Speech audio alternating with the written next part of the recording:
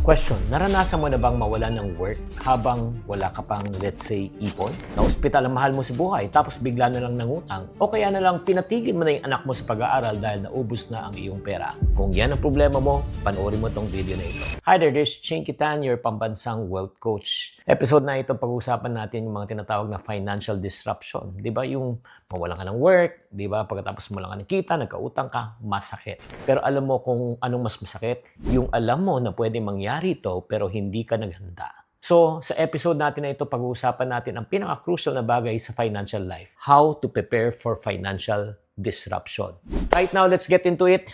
Alam niyo mga kapatid, lahat po tayo ay may mga plano sa pera. Pero ang minsan tanong, hindi yung handa ka na ba mangyari yung mga pangarap mo sa buhay. Dapat siguro ang pinaghahanda natin yung mga hindi nating inaasahan na pwedeng mangyari na ayaw natin pag-usapan. Tulad ng mga may nagkasakit, nawala ng work, nalugi ang negosyo. Pero in reality, di ba, ayaw nating mangyari to. Pero minsan, kahit anong diskarte mo, pwede pa rin mawala ng work eh. Pwede pa rin malugi ang negosyo eh. At minsan, nagkakasakit talaga ang mga mahal natin sa buhay. At syempre naman, pag nagkaroon po ng tinatawag ng financial disruption at pag hindi ka handa, ano pong mangyayari niyan?